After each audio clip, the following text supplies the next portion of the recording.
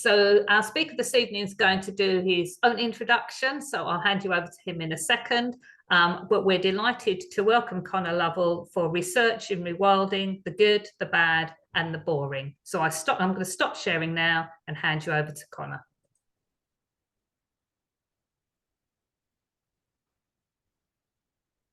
Hello, can I be heard and seen? Okay. Yeah. Yep. Yeah, cool. Both of those are fine. Fantastic. If I'm looming a bit into everyone's screens, I apologise. My microphone's been a bit temperamental. But yeah, hi, my name's Connor. I'll do a quick introduction in a minute, but this talk's going to be on rewilding. And I've sort of titled it The Good, the Bad and the Boring to try and lure people in, essentially. Bit of a pun, but anyway. Oh, it's not clicking. Are we going? Yes, there we go. So I thought I'd just give a quick bio as to who am I and why why are you all sat here listening to me ramble on. So I'm a fourth year PhD student with King's College London and the Institute of Zoology, which is essentially the researchy bit of London Zoo. And my PhD for the past 3 years now has been looking at rewilding with ungulates, specifically in Scotland. You can see me on the right there, posing next to a beaver dam we found in probably Devon. But some prior work I've done, which might be interesting, is looking at bee thermoregulation when exposed to pesticides, and also using camera trapping to look at urban badgers right here in London. So my research is all about rewilding, so I thought I'd give a brief overview to start with on sort of the origins of rewilding as a sort of a thing, and where it's come to the modern day. So if we look at rewilding, or how it was termed, maybe in the 90s, I think it was centered around these so-called 3 Cs. So these stood for cores, corridors, and carnivores. So a lot of this was based in North America, and it was centered around making really big areas of sort of expansive natural habitat, linking that up with other smaller pockets, and then crucially the reintroduction of large carnivores, symbolised by these lovely silhouettes. That grew then. I think there was a paper or a bit of research that came out in 2005, 2006, which talked about this idea of Pleistocene rewilding. So this looked to use a baseline of the Pleistocene, which was so many 10,000 years ago, I can't remember right now, and looked to try and recreate the animal communities that were found there using modern day sort of equivalents. So the idea of this was that we'd be returning these keystone species, so these species which had a big influence on the environment. We'd be enhancing this thing called ecosystem functioning, so that's all the different processes that ecosystems might do. We'll touch on that again later. And we'd be restoring species interactions. So, for example, the way an animal species might interact with plants and spread seeds, but also it could aid in conservation efforts. Now, if we come across into Europe, there's another form of rewilding we could talk about in the form of this European land abandonment. So what happens here, and is often seen in mainland Europe, is you have rural populations moving out of rural environments and abandoning the land, which I guess the name kind of gives away. On that land, you get this big growth of shrubs and trees and vegetation, which then makes the land difficult to repopulate, and therefore it's sort of a form of passive rewilding. All these different things have sort of now started to coalesce though, and we have this very, very sort of, from a scientific perspective at least, a bit of a scary but sciencey definition of rewilding, which is the nature-led enhancement of ecosystem functioning with minimal ongoing human intervention. What that basically means is the nature-led and minimal ongoing human intervention are talking about how species need to drive the change, and that might be through reintroduced species. It might just be maybe by promoting different species assemblages. And this ecosystem functioning is talking more about what ecosystems do rather than what species are there. I should caveat this by saying that not everyone quite agrees what rewilding is and isn't yet. I'm no doubt there'll be people who disagree with this, and that's fine because that's just how it is.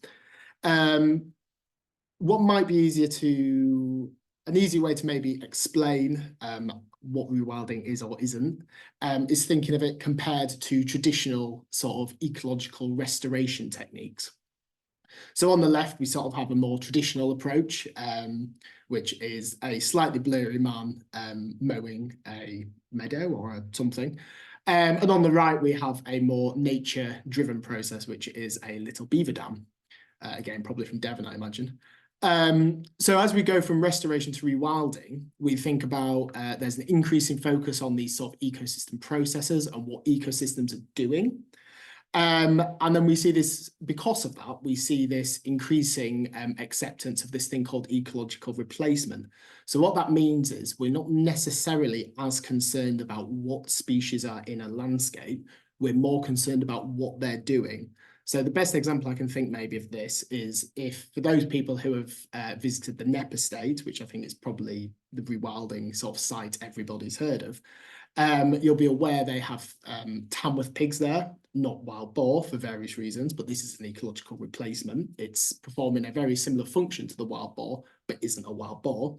I think they also have fallow deer there, which I think it's debated whether or not they're native or not. So yeah, it's because we're focused more on what those animals are doing rather than what animals they are. This leads on to that third point, which is looking at this increasing acceptance of this thing called a novel ecosystem. So these are, I'll touch on these again in a second, but these are ecosystems which necessarily haven't existed historically. So rather than trying to return to some historical state, so let's say trying to force a bit of land to become a woodland, we're instead handing over to nature, trying to restore some of those ecological and ecosystem processes and functions. And we're kind of seeing where it goes, seeing what develops and evolves naturally. This then ties in, and I've kind of touched on these 2 points already, but there's a decreasing human intervention. This doesn't mean that humans are completely removed, but it means that processes should instead be taken by, a lot of the time, animals. And also, yes, this decreasing reliance on historical baseline. So this again links into this idea of we're not trying to return landscapes to what they were previously, which is a bit confusing when the word is rewilding. But we're trying to allow them to sort of evolve and adapt into the future, which is obviously important if we think of future climate change. The ecosystems that we had 10 years ago are not going to be the same ecosystems that we're going to have in 50 years' time when climate change has done what climate change does. So obviously there's all this talk about rewilding, about restoring species or ecosystem functions. Why should we care about this though? Why is this important? So what I've got here, or what I've attempted to show, is a bit of a diagram of what we could maybe assume as maybe sort of the baseline, what we might see in England, where we've got a lot of deer species, a lot of deer individuals, sorry. These deer are maybe munching or trampling or grazing on the plant vegetation, and that means that only the most sort of deer-resistant plants can persist. So what we might think in rewilding is we might want to restore some of the natural variation and different processes. So if I introduce, say, a wild boar, so the wild boar is a different species, it might interact with the deer in a different ways, but importantly, and the reason why I've picked wild boar, is that they'll do this rooting behaviour, which is kind of indicated by that very gentle wiggle for what is rooting. And that rooting behaviour, that reintroduced process, is suggested to be able to improve plant diversity, for example. So let's say we've got this, we start trying to reintroduce, we're starting to increase biodiversity. If we're increasing biodiversity, this has then lots of knock-on benefits for ecosystem functions. It's suggested to have knock-on benefits for carbon. But at this point, we've got lots and lots of deer and lots of boar. So we need something to maybe control their populations and maybe decrease them. Traditionally, we might do this via culling, and but instead, rewilding might suggest, oh, so what we want to do is we want to reintroduce a predation ecosystem process. Here we've got a lynx, which will obviously there's lots of talk nowadays about reintroducing lynx into the UK and into Scotland.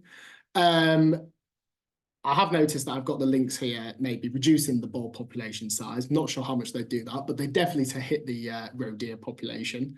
But let's imagine, so we've got these predators in, they're then decreasing the population sizes of these herbivores, which then might now allow some woody shrubs and woody trees to be able to regenerate, and then we increase that diversity more. So this is the idea behind rewilding, is that by reintroducing different species and different functions, we can improve diversity and then also improve ecosystem functions.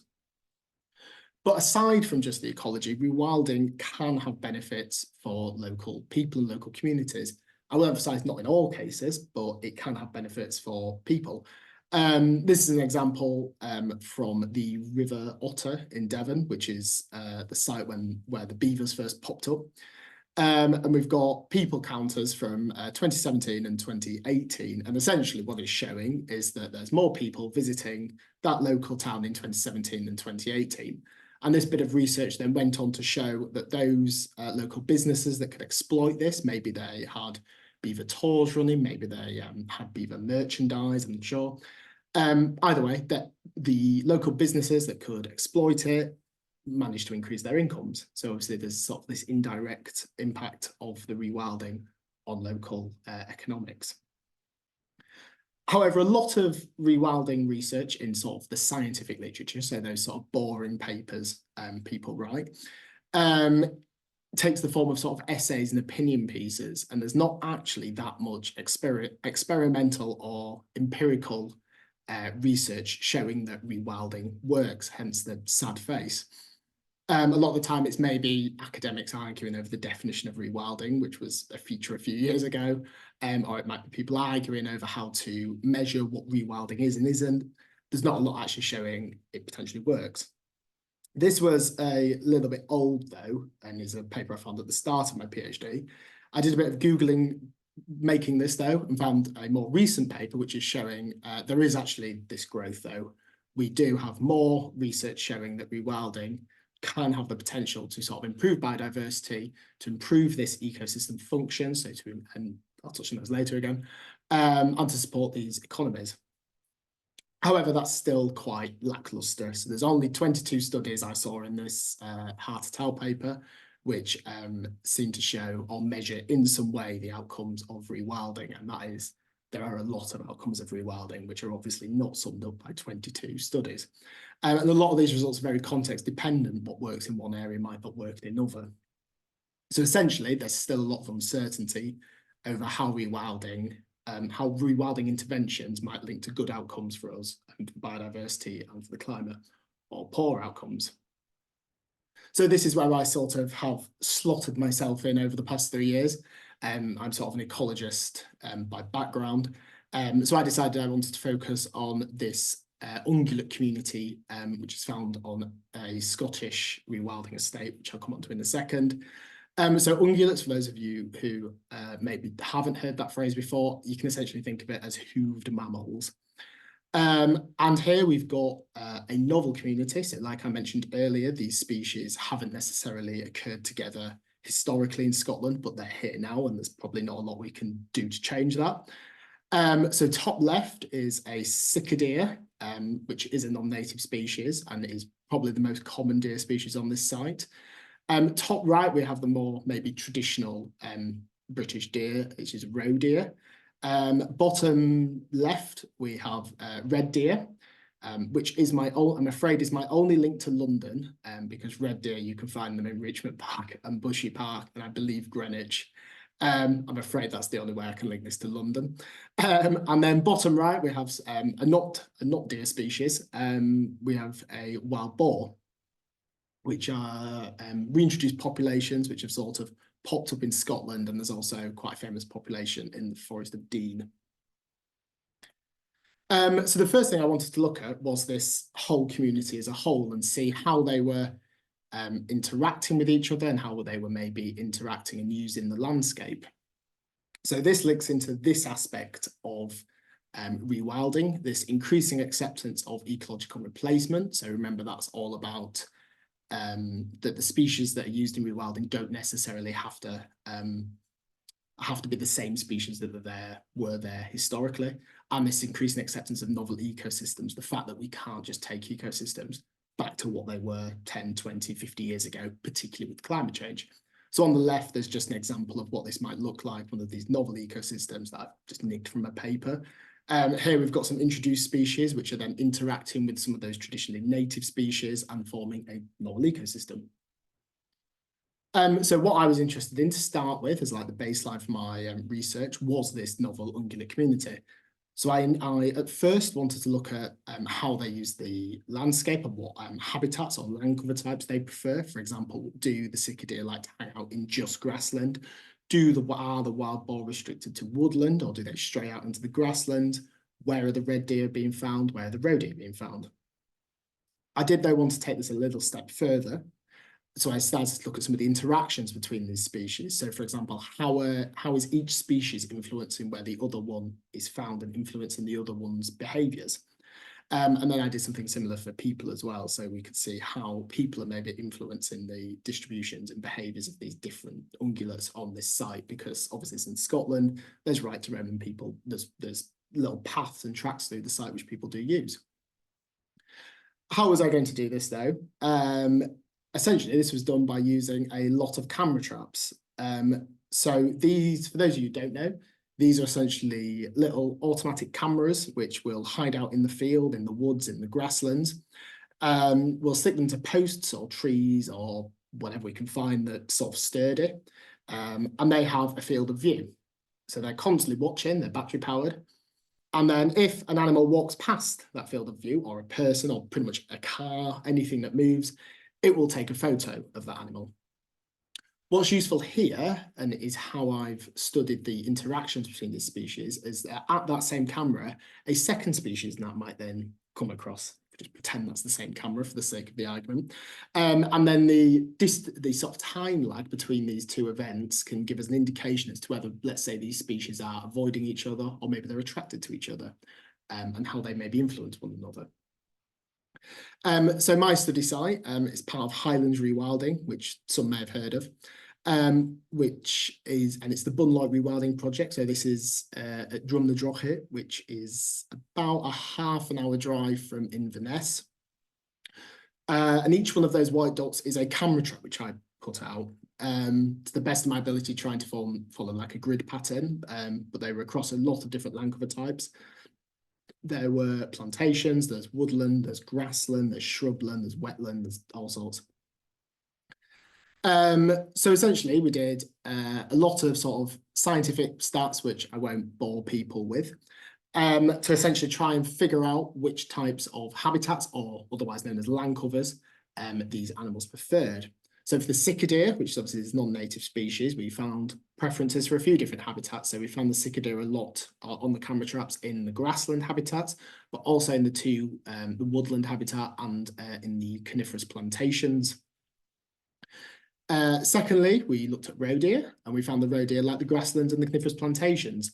A lot of this stuff is associated with, I think particularly these two, it's obvious, is associated with where maybe the animals are finding cover, but also finding food. So these grasslands are quite rich in plant species for grazing. I think the cicadae are also quite like stripping bark, from what I've read. The red deer, the models weren't very good on this, but they detected a slight preference for the wetland habitats over other habitats. This is in line with what we'd expect to find in Scotland for red deer, I'd say. And it differs slightly from what we might see in mainland Europe, where I think they're typically viewed as more of a woodland animal. And then, for the first time in Scotland on free roaming wild boar populations, we looked at the habitat preferences of, the wild boar. So here again, we have this sort of duality between they liked areas which they can forage in, so the grassland, for example, they could root around in, but they also quite like the cover that was afforded by the woodland on site. A lot of this woodland is sort of mast-in species as well, so they quite like exploiting the mast during a mast in these woodlands. So looking at the interactions with people and other species though, so this was seeing how people and the other species influenced each of the species, if that makes sense. Initially, we expected to maybe find that where there were lots of people on these cameras, we actually wouldn't find many deer or many boar. This was not what we found, which was a bit weird. We instead found that where there were lots of people, we in fact found also lots of cicadae, which was a little bit odd, and I'm not 100% sure what the correct explanation for that is. It might just be the case that there's so much cover on site and it's quite a wild site that the levels of people weren't really bothering the cicadae. But yeah, I'm not 100% sure what was going on there. Also, quite interestingly, is that there seemed to be an interaction going on between the roe deer and the sicca deer. So don't worry too much about the graph at the bottom. I've sort of included that so you can see what sort of outputs we get to make these claims. But the time difference between a sicca deer arriving at a camera trap site no, sorry, the other way around. The time difference between a roe deer arriving at a camera trap site and a sicca deer following it was shorter than we'd expect if the sicca deer was arriving randomly, which essentially gave the impression that maybe one was following the other, and therefore affecting the distribution and behaviour of the latter species, so the sicca deer. There's a few explanations we sort of came up with for this. It might be the case that there's something called grazing facilitation going on here. So that's where the feeding of the roe deer is then making it easier for the sicca deer to access their food. So then it makes sense for the sicca deer to hang about at sites which have recently been visited by roe deer, which is possible. Alternatively, on site and in the area, they do cull the sicca deer because obviously there's no natural predators up in Scotland to eat them. So it might be some sort of anti-predator predator defence, but obviously because these species haven't sort of coexisted very long in Scotland, and there's not been much done of this respect, we're not sure. So now we had an idea of what this sort of group of ungulates were doing. We had an idea of what this group of ungulates were behaving like and where they were going. We then wanted to try and get an idea of what they might have been doing. So if we cast our minds back to that sciencey definition of rewilding, where it talks about ecosystem functioning, this is what we're now going to focus on in this next section. And we're going to figure out exactly how these ungulates might be impacting ecosystems. But first of all, a bit of an overview over some examples of what ecosystem functioning is. So the way I sort of try to explain it and understand it is it's the processes that are occurring within ecosystems. So it's sort of the things ecosystems are doing rather than exactly who's doing them or what they are. Well, no, it's what they are anyway. So the examples I've got here just in picture form is we've got pollination, might be an example of one ecosystem function. We've got carbon storage, which is meant to be represented by this tree. But we've also got things like productivity and biomass growth, symbolized by this sort of sapling growing or seedling growing. The one I was interested in though, and to see what these ungulates were, how these ungulates were impacting it, was carbon storage. Potentially a bit of a low-hanging fruit because obviously we've got both a biodiversity and climate crises. So it will be interesting to see how these species, which we often have on or can have on rewilding sites, might be impacting carbon. And the one I was interested in specifically was the carbon stored in the soil, so this soil carbon. So yeah, the carbon locked up in the soil. Which is a little bit more interesting because we don't have as good of an understanding as to how these ungulates might actually be impacting the soil carbon. They might be increasing it, they might be decreasing it. And we also don't know how they're impacting it. So we have this potential relationship here where maybe there are areas where we might have lots of deer, they might excrete or they might die and they might affect the soil carbon directly. But what can also happen is these so-called indirect impacts or these indirect links between where these ungulates are and the soil carbon. Oh no, I pressed the wrong button.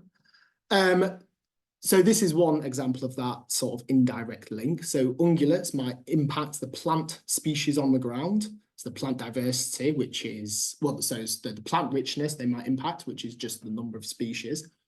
Or they might impact the plant diversity, which is a measure of both the number of species, but how evenly their sort of numbers are split between different species.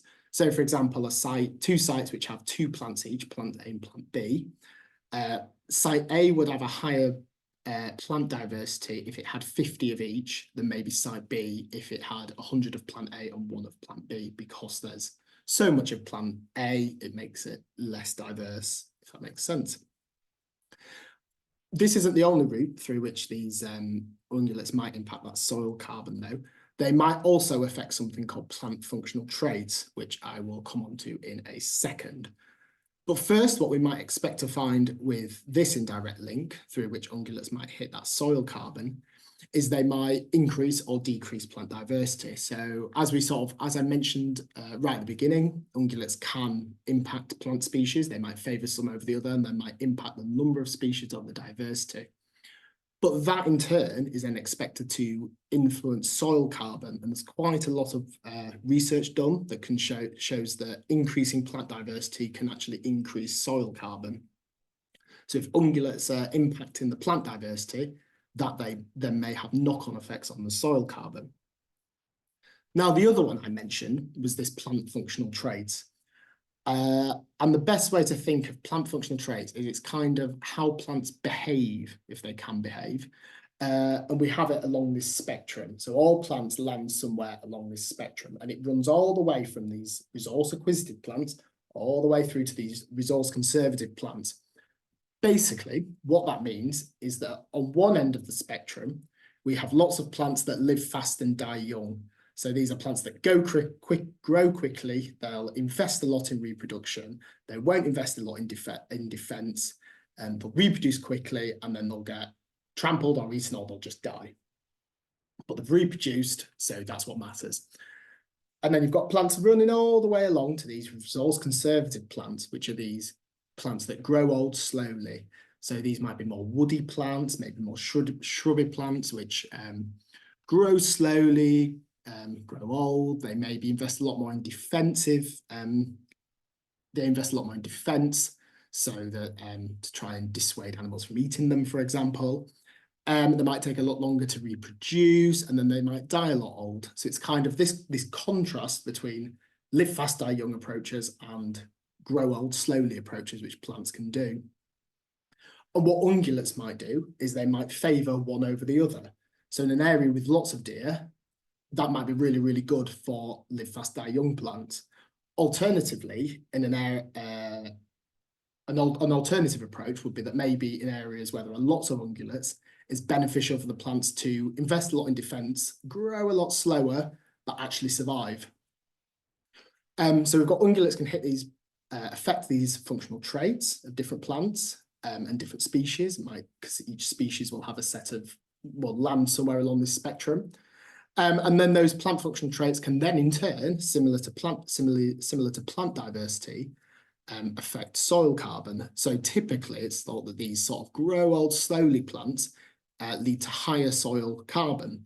That's basically because the same sort of defences that they invest to help stop them from being eaten when they're alive, and when they shed their leaves or when they die, those help those help defend them from the same sort of microbes that might decompose them and turn them back into carbon dioxide, for example, and respire them. So therefore they hang about for longer in the soil and therefore help increase that soil carbon. So these two routes were what we were then interested in. So we were wanting to look at how these species and these ungulates might actually impact the soil carbon through these two different routes. So we kind of came up with these two expectations. It was sort of expected that the ungulates might be increasing the plant diversity, and that could increase soil carbon, but then also just partly because of how sort of wet Scotland is, we were expecting the ungulates to be able to favour these live fast, die young plants, which then might actually decrease soil carbon.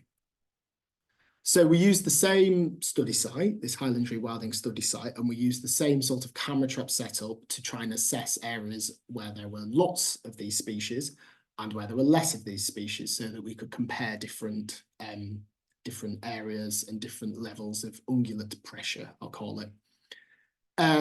For this part of it, though, we only focused on the wild boar on site and the cicadea on site. This was more for practicalities. There's lots of cicadea on site and there's lots of wild boar on site. There's not actually that many red deer to say it's in Scotland, and there's not many roe deer either.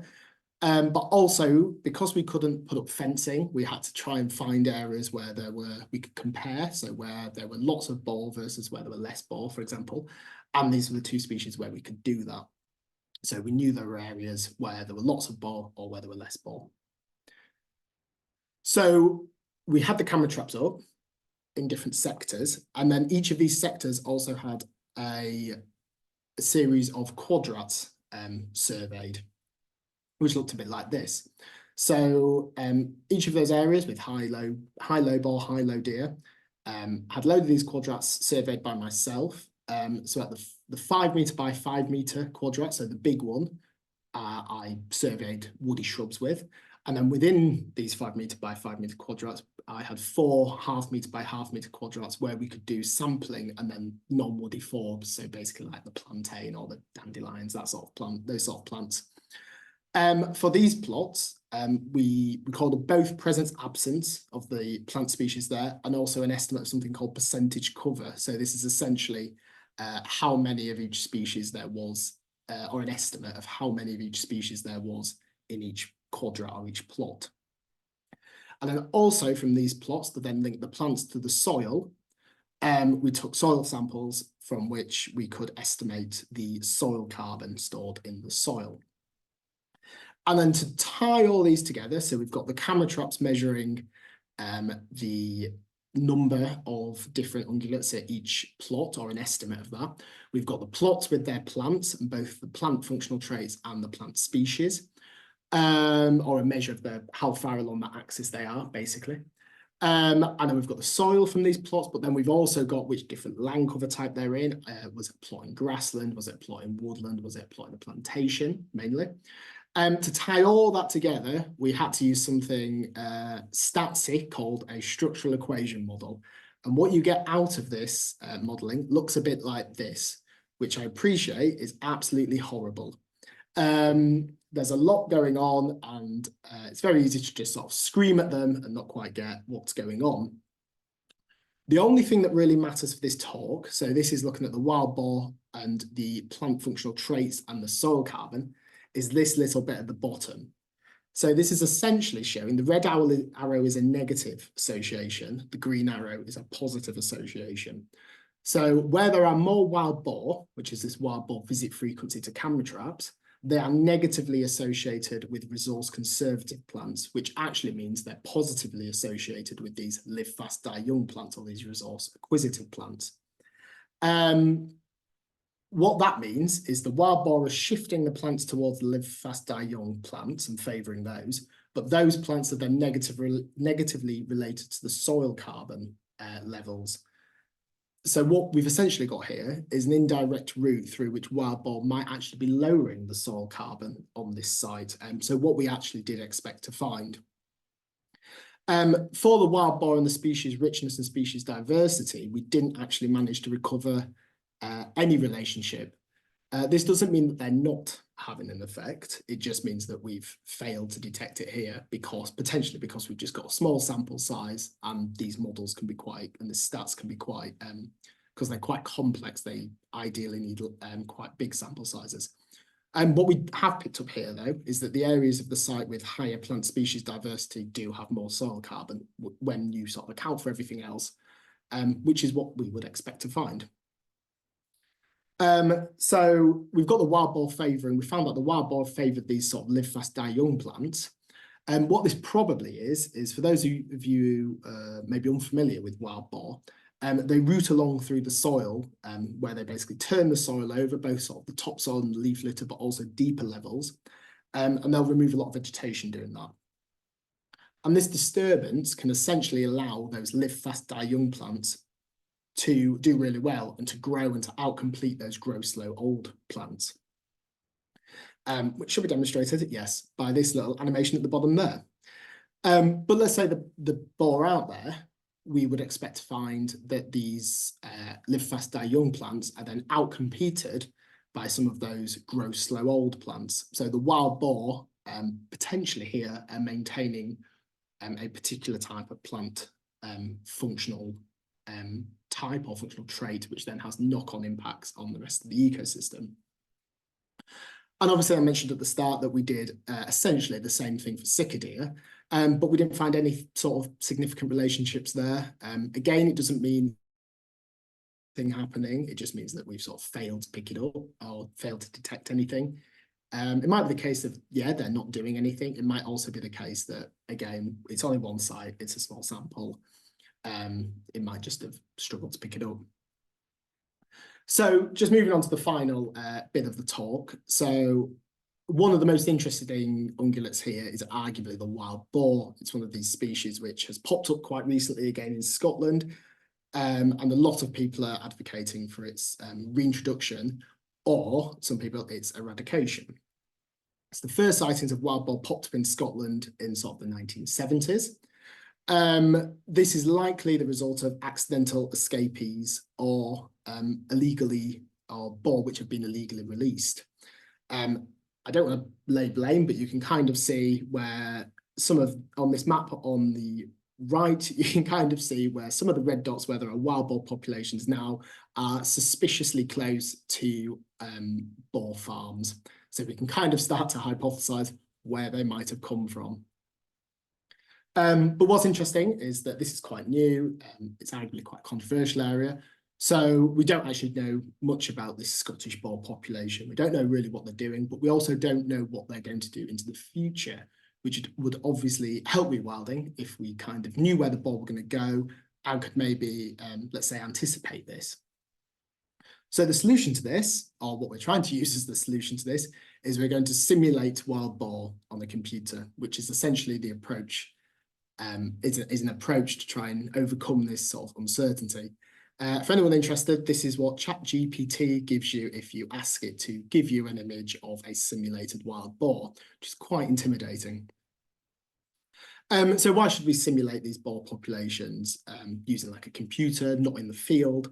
Well, first of all, although it's arguably happened, you can't just release wild boar into Scotland and see what happens. They're still classed as a non-native, I think, in Scotland. And a lot of people, for various reasons, do view them more as feral pigs than true wild boar. A lot of reintroduction science, though, including around rewilding and sort of introducing, let's say, extinct species into the wild, is focused on sort of short-term population establishment, so ensuring that the species you've reintroduced will survive for, let's say, 5 years. There's not a lot focused on sort of long-term persistence, but also management of these introduced species. Let's say they end up in areas and cause economic damage, for example. And also the large uncertainty in where these boar populations might go, how big they might get, can contribute towards conflict and contribute towards people being quite nervous. Let's say they come and infect their livelihoods. And in general, I'd argue this is quite a fair problem at the moment for rewilding, this sort of uncertainty in what will happen if we do X, Y, Z. So here we've attempted to construct something called an agent-based model of boar populations in Scotland. I'll give you an explanation of what that is on the next slide. It's not as scary as it sounds again. And then we're going to do something called evaluation of this model once we've built it. So essentially that's saying how much does the model, is the model doing what we want it to do and what we expect it to do, but also how much is it actually giving us results that replicate real life boar and not just sort of random things. So first of all, we're going to go, what is an agent-based model? So this is on the left is sort of the view I might get in a agent-based modelling computer simulation software. So you can kind of see it's a map of Scotland, admittedly with England sort of chopped off and centred in a sea of blood. But if you zoom into this map, you'll see it's made up of a series of 1 kilometre by 1 kilometre squares. And each of those squares is a different land cover type, which corresponds to actual land cover types in Scotland. So it might be things like woodland, it could be mountain, it could be arable areas, it could be urban areas, just for example. And the simulation or the model part of it comes from essentially adding boar to this map. So we've got this map of all these squares, and then we can simulate boar moving across these squares. And we can do this in a way where we aim to essentially mimic what they do in real life. So, and we can do this also with the sort of whole boar life history. So we can simulate their birth. We can then simulate them sort of running around Scotland, but then we can also simulate their deaths. And from that, we can get things coming out of the model like population dynamics. So how quickly do they grow, their populations grow. And then where they are in Scotland. So after we've simulated it, where might they end up? Oh yes, sorry, I wasn't sure what that had done then. And some of these land cover types we can give values as well. So we can say that a woodland, for example, is more valuable and might be preferred to sort of head towards for a wild boar than, let's say, the middle of Inverness. So if you remember, the basics of this model is we've got the birth of the boar, they then run around Scotland, and then they die. So the birth and the death we can simulate based on what we find in sort of the scientific literature. So where people have researched what the probability of a boar giving birth is in this type of land cover. And we can put that into the model, and then it will model the boar giving birth at rates which should attempt to mimic what we see in real life. Just to give an overview of what happens with that, in general, an older boar, and by old boar I mean over 2 years or more, in better habitat types, so let's say it's an older boar over 2 years, and it's hanging around in lovely deciduous woodland with lots of mast, they're going to give birth to more young. They won't only give birth more frequently, but they'll give birth to bigger litters. And then similarly with death, if you're a younger boar, let's say you've just been born, but for some reason mum has given birth to you in a mountain, that's going to lead you to have a lower survival probability, and you're going to be more likely to die at the end of that process. I put below 11 years old in here because for the sake of this, we've assumed that all boar get old and die when they reach 11 years old, which seems to be around right. So we've got the birth in there in this model, we've got the death in there, and now we need to control the movement of the boar in that middle section. So this is arguably the trickiest bit because there's not a lot of research done into sort of the movement of boar. We have a good idea of sort of what habitats they might like, but how they actually make decisions as to where they go or that internal motivation isn't well understood. So the way I've tried to do it is I've tried to get quite abstract and basically summarize it in a series of 5 different movement rules that the boar could undertake at any point. This is a bit of an obviously slightly more complex than the full thing, but fundamentally it does come down to they do one of these 5 movements. So first of all, we have a density dependent movement, which they can do. So this is essentially where if an individual boar at any point, or one of those individual simulated boar at any point, finds itself in a patch of habitat where there are too many boar, it will move to a neighbouring patch, which is essentially simulating the boar in that area have eaten all the food, let's say, their habitat is no longer very good quality, so they need to move out. We then have this habitat dependent movement, which they can do, which is essentially where the boar can move to a better or equal or better habitat quality type in the surrounding 9 cells or 9 squares, including plus the middle square that it's already on. And then we have something called a correlated random walk, which is a type of movement often seen in sort of large mammals, including boar. This is basically, you could kind of imagine it to if you're sort of drunkenly stumbling home on a night out, and you're sort of moving vaguely in the straight line, but you're maybe wobbling about the place. So essentially, it's a random walk where an animal might move around randomly, but it's kind of got direction. And then there's 2 movement rules here, which I've included to try and replicate 2 aspects of the wild boar life history, their dispersal and their home ranging behaviour. So they will disperse away when they leave mum and mum's sounder, and then they'll set up a territory, for example.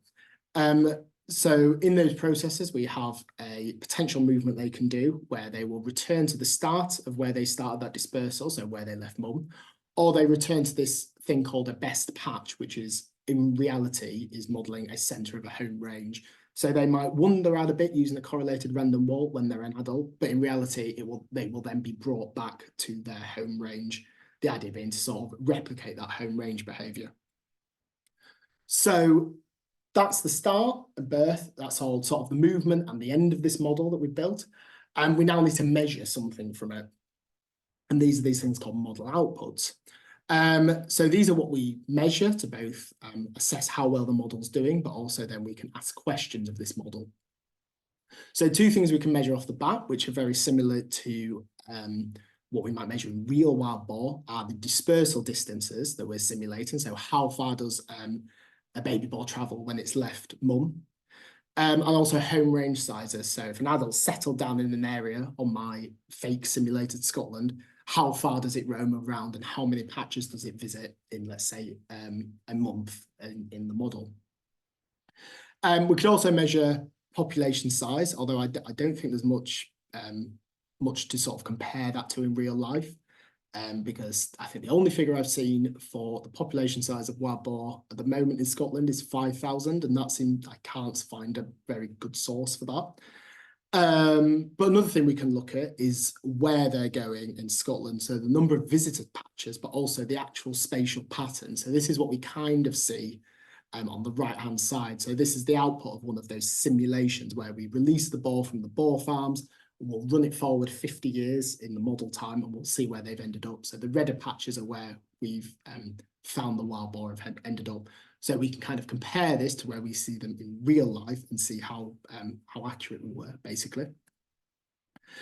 So what do we want to see? What do we actually want to, how do we want to actually check this simulation that we've built, which seems incredibly abstract, admittedly, whether or not this is actually replicating or replicating real world wild boar in Scotland good enough. So first of all, we want to do a few things which checks that the model is doing what we think it's doing. So this can quite easily be done by if we increase those birth and survival rates or they decrease the death rates, we might expect to find there's more boar in our simulated Scotland over a larger area, for example. If we, in our model, increase the tendency to disperse, so increase how much dispersal the little boar do, we might then expect to be able to record greater dispersal distance, and that then gives us confidence that the model is doing what we think it's doing. And then that's a very similar thing for this home range. So if the wild boar adults are returning to the centre of their home range more frequently, then we would expect to be able to measure smaller home ranges for these simulated boar. So they're sort of checking that the model's doing what we think it's doing. What we also want to do, though, is try and check it with real world boar data and see, okay, so the model's kind of doing what we think it's doing, but how well is it replicating what we see in real life? So to do this, we can compare the dispersal distances and the home range sizes of our fake simulated boar to real world values. But what we can also do then is we can compare that spatial pattern that we saw on the last page on the right there to actual boar records that where people have recorded seeing them in Scotland in reality and see how well they match up. So we did this. I want to see if this model behaved well. So for these checks that the model is doing what we think it's doing, it did well on those. So for example, if we increased the birth rates and decrease the death rates, for example, we expected to see more boar, and we did in fact see more boar, and they were spread over more of Scotland. And if we allowed our simulated boar to disperse more, then we saw larger dispersal distances, which is what we'd expect. And so we went through and checked off all these and made sure the model was behaving as we expected it to, and it was. So there was nothing strange going on. I'd sort of coded it correctly, essentially. So then we wanted to check if the fake boar were like real boar. And although there are variations in the literature as to what these sort of real values are, we can kind of see if our fake values align broadly with what the real values are. And for both of them, it did. So the mean dispersal distances we found for the males and the females that were simulated were similar to what we saw in real life. And it was the same for the home range sizes. They were in sort of the range of what we'd expect to see in real life. So finally, we wanted to see how well those fake boar, whether or not those fake boar that were simulated ended up in similar places to wild boar in reality. And we found that they, in general, did. So our simulated boar ended up aligning better with real sightings than semi-random sightings. So if we sort of randomised where boar could have been seen in Scotland, our model aligned better with the real locations than the random locations, which is one step to saying our model's going where our modelled boar, our simulated boar, are going to similar locations than the real boar. And what we also did was all those movement rules I talked through a second ago, we replaced all those with the boar just randomly stumbling around Scotland like they'd had a particularly big night out. And our full model with all those model rules compared better to the real sightings than the random model did. Did I do that the right way around? Yes, the full model compared better to the real sightings than the random model did. So that's another thing that gives us a bit of faith that our model is at least representing boar in Scotland adequately well. So this is kind of where I'm at now after my 3 years of research. So now we're kind of thinking, okay, so this model looks good. Now we want to actually do something with it. So what we could maybe do, and this is what stage we're at now, is we could look at using Scotland's land use strategies and seeing what they might do with their land and how that might impact the boar population. So for example, if they decide to, I don't know, chop down all their plantations and replace it with arable, how might that impact where the boar go? What we might also want to do is see how either Scottish climate change plans impact the land and then in turn impact the boar, or maybe how climate change itself might impact the boar, say it increases their reproductive success. Alternatively, and potentially a more fruitful avenue, is looking at the economic impact of wild boar. So let's say over the next 50 years, wild boar populations grow and expand across Scotland. Which areas might be economically hit, or which areas might be able to draw economic benefits from the presence of the boar. And that sort of wraps up that whistle-stop tour of essentially what I've been doing over the past 3 years. So I thought I'd just include a few collaborators and supervisors and institutions that have helped, and then open it to questions.